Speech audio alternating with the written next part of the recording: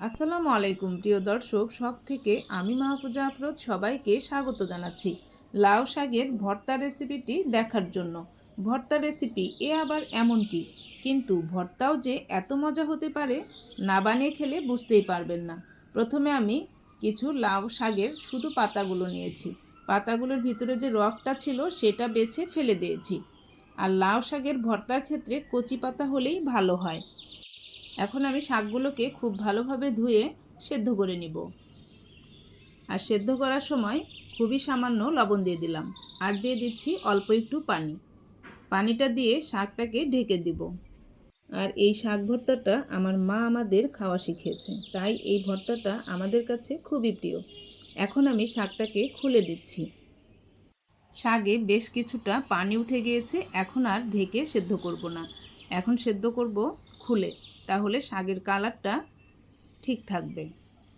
আর শাকটা আমার সেদ্ধ হয়ে গিয়েছে, পানিটাকেও আমি খুব ভালোভাবে শুকিয়ে নিয়েছি। এখন ঠান্ডা হওয়া পর্যন্ত অপেক্ষা করব। ঠান্ডা হয়ে গিয়েছে, আমি শাকে অবশিষ্ট যে পানি ছিল সেটা চিপে ভালোভাবে ফেলে দিয়েছি।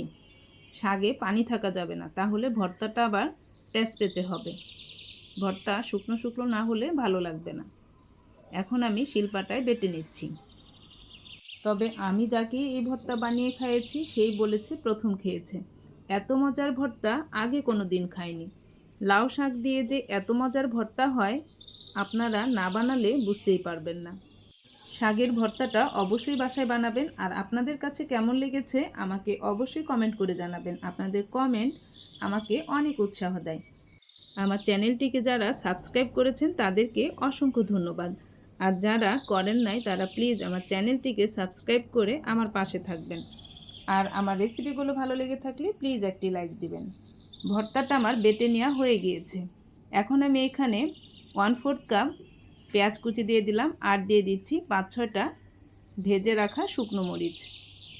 স্বাদ মতো লবণ দিয়ে দিচ্ছি। লবণ যেহেতু আগে দেওয়া আছে সেজন্য এখানে বুঝে লবণটা ব্যবহার করতে হবে। এখন পেঁয়াজ মরিচ আর লবণটাকে খুব ভালোভাবে কষলিয়ে নিতে হবে। কষলিয়ে নেওয়া হয়ে গিয়েছে। এখন আমি এখানে 1 টেবিল চামচ সরিষার তেল দিয়ে দিলাম। তেল দেওয়া হয়ে গিয়েছে। এখন তেলটাকে খুব ভালোভাবে মিশিয়ে বেটে রাখা ওই শাকটাকে দিয়ে দিচ্ছি। এখন এই শাকটা খুব ভালোভাবে মিশিয়ে নিলেই লাউ পাতার শাকটা রেডি হয়ে যাবে। খুব ভালোভাবে মেখে নেওয়া হয়ে গিয়েছে। এই লাউ পাতার শাকটা গরম গরম ভাত দিয়ে খেতে যে কি মজা লাগে সেটা আপনারা বানিয়ে খেলেই বুঝতে পারবেন। এমন আকর্ষণীয় একটা ভর্তা দেখে নিশ্চয়ই আপনাদের অনেক ভালো লেগেছে। আজ এখানেই বিদায় নিব। আপনারা সবাই অনেক অনেক ভালো থাকবেন। রেসিপিটি ভালো লাগলে প্লিজ একটি লাইক দিবেন। আল্লাহ হাফেজ।